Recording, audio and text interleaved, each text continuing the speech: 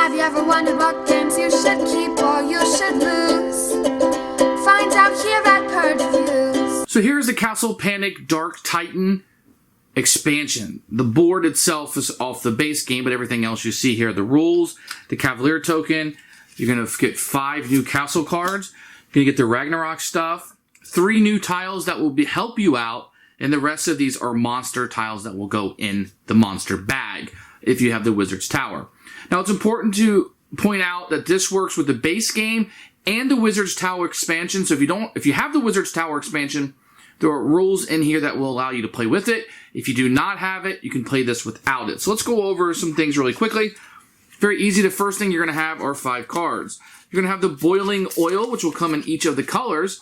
And what they're going to do is they're going to allow you to damage all monsters in that color swordsman. So all the monsters in the green swordsman will take 1 point of damage, blue or red. Fairly easy. The Barrage card, choose 1 ring or color, and you may immediately play all your hit cards of that type. So if all the players have like a lot of reds or a lot of archers, and you want to hit somebody really hard, this could absolutely do it for you. This will bring the Cavalier out. Now the Cavalier is going to be this new token that you're going to have that will be able to move around the board. And you will be able to move the Cavalier by discarding cards from your hand. You can just move him up, down, back, forward, left, and right, however you want. If he's in an area with a monster, you may attack with it once per turn, and he can do 2 points of damage. But the monster will also attack back. So if the monster has 1 point of damage, he'll just soak it up.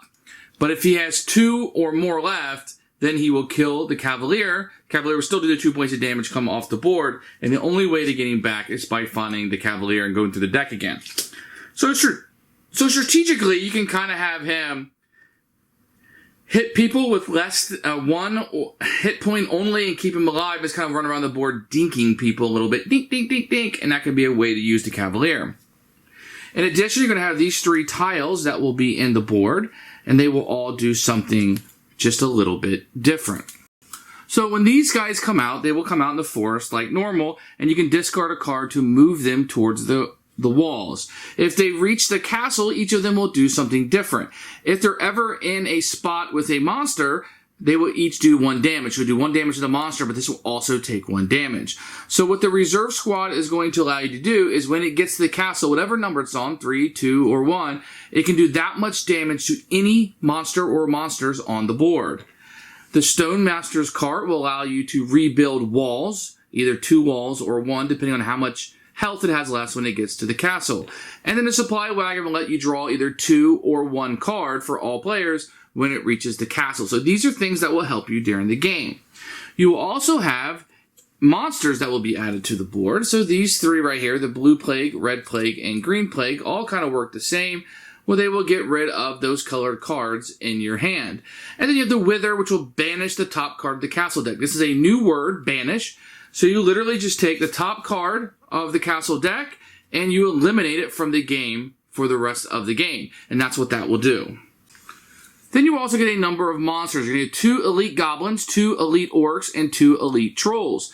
And they work exactly the same as the other goblins, orcs, and trolls, except for when you do a hit of damage, you have to roll a die. On a 1 or 2, you don't do any damage. For 3, 4, 5, 6, your damage goes through as normal. Then you have the Boon Troll. And when this guy comes out, when he has this big explosive on his back. So whenever you are able to destroy him, he will damage every monster in his location. So he's a great way to hit some other people. And lastly, you're going to have the Dark Sorceress. And what she's going to do is, as soon as she's drawn, everybody must discard 1 card, and then everybody's hand limit is reduced by 1 as long as the Dark Sorceress is on the board. Lastly, you're going to have these Heralds. Now, when the first 3 pop out, it's going to activate something on Agnaron. Now, this is a guy that will come out, and he will be the boss for this Dark Titan. He will have 8, and then he will flip over on this side and be what they call wounded. And before the game starts, you're going to choose 1 of these cards. The red dots tell you how hard they are. From the first one to second, 3, 4, 5. I'd probably recommend just playing it in order until you beat all of them.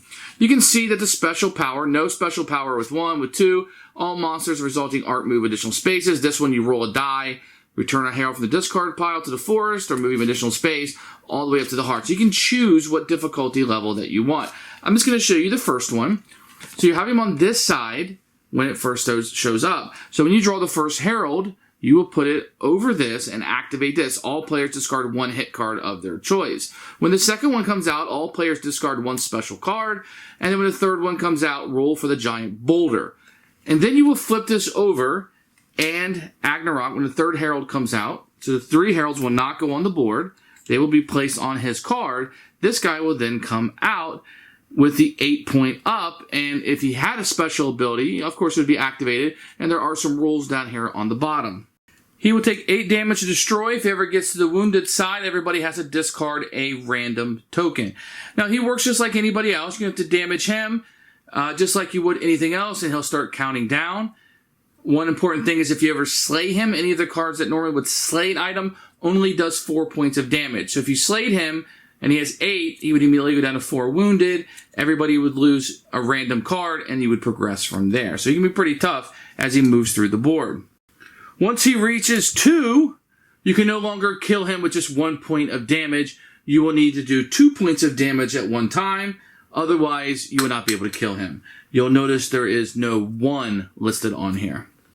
At this point, once he's on the board, when you draw the additional Heralds, they would just come on the board like a normal 2-point bad guy, and they would just be played in the forest, and you have to take care of them under the normal rules.